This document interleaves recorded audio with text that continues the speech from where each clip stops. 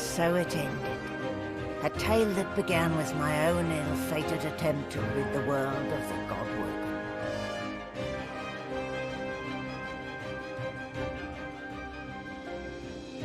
Dallas the Hammer, the secret eternal, purged the Godwoken and used the Source to close the veil to the void. The world was saved. Statues in memory of the Godwoken who sacrificed their Source were erected all across Rivellon. They would never be forgotten.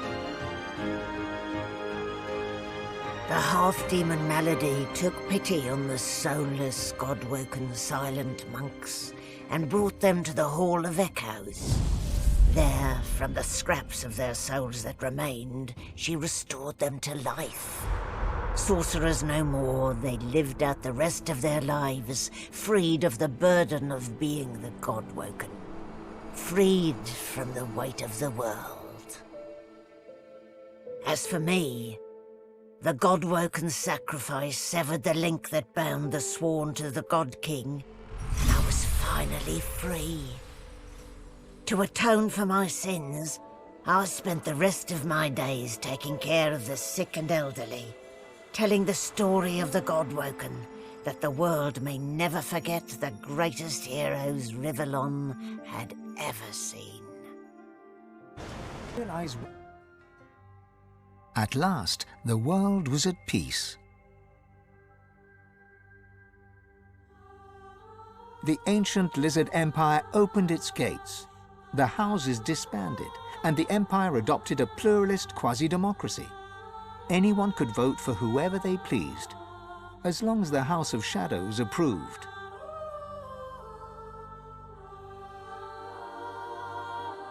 Justinia returns to her throne. Under her rule, the Dwarven kingdom prospered, until 2 years later, a jealous lover stabbed her in the heart with a mutton fork.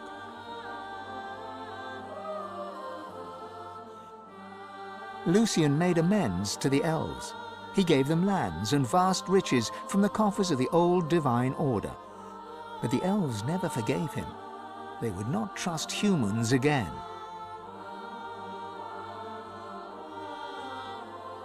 And in a dark forest on the far side of a desert, well beyond the high seas, the Black Ring came together once more.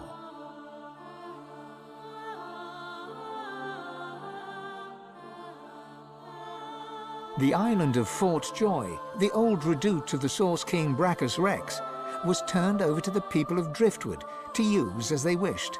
They turned it into a holiday resort. Reaper's Coast prospered.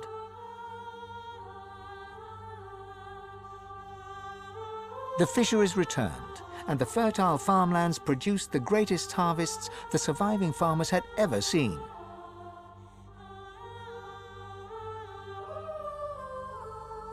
Blood Moon Island became particularly fecund, its soil producing the greatest crops. A particularly crimson-fleshed orange grown on the island became a delicacy across half the world.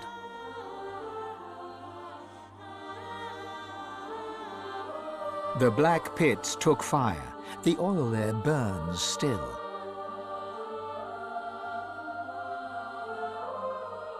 Driftwood became a centre of industry, trade, and transport.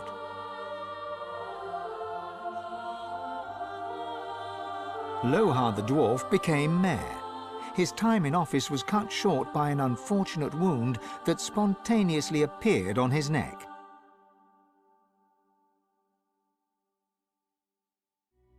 After a long and harrowing journey, Lovric the Waiter arrived in Sicil, where he opened a tavern. The meaty stew became famed almost as much for its food as it was for its greasy, abusive owner.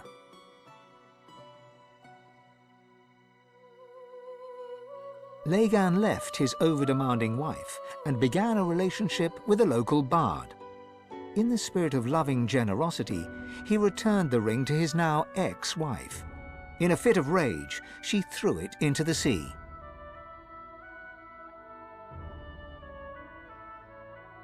The nameless isle had vanished. Although only open water remained, by instinct ships would steer clear. None of the captains could articulate why. Sir Gareth thanked the surviving Seekers for their service and gave them their freedom. Disillusioned with peace, he set out alone to find a new purpose. He would never stop seeking. Young Han went into the theatre and became one of the realm's most popular actors. Almira and Mihaili settled down on the farm. The locals liked and respected Almira. She never wanted for help, and deals always fell to her favor. She presumed she had them in thrall. The truth was, they just liked her.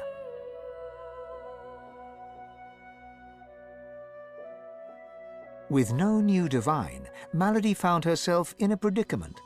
She had an important problem to solve, but no ally strong enough to call upon, and so her search continued. Having performed the greatest act of necromancy in history, Tarquin found the new world unchallenging. He became obsessed with rumors of another plane of existence. One day he vanished and was never seen again.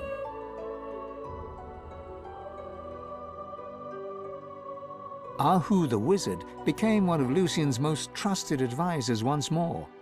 He always knew that something had changed in the divine.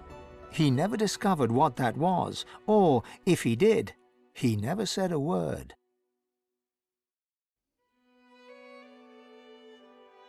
Jehan the demon hunter found himself at a loose end, so he opened a museum of demonic artifacts.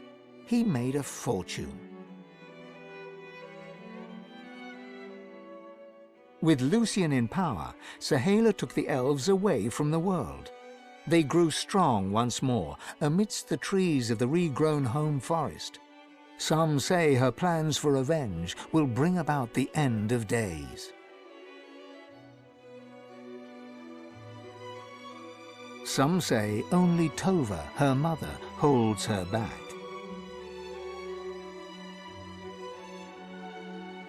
Lucian returned as divine, united the races, and became Lord Emperor of all Rivellon. Only Dallis knew that he was entirely powerless. Dallis and you. The Eternal, now known as Dallis, was a secret advisor to Lucian and to his successors. For eons she would walk in the world, and would outlive the peoples and all, and wander alone amongst the dying stars.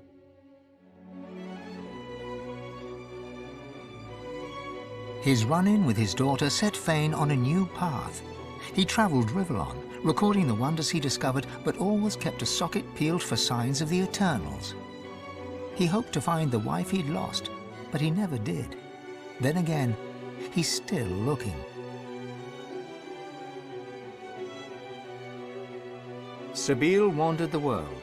She became a household name, famed the realm over as a travelling hero, celebrated wherever she went.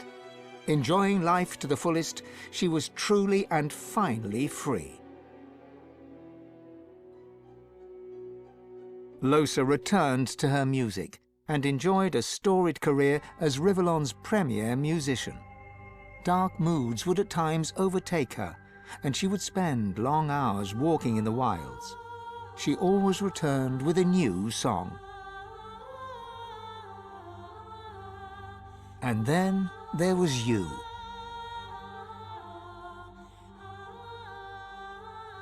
You returned to the world as one more kin among many. Your future was yours to decide. Did you accept your new status with humility, or did you rebel?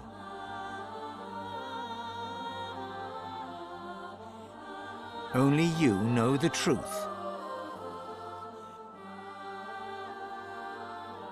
Only you know if you atone for your sins.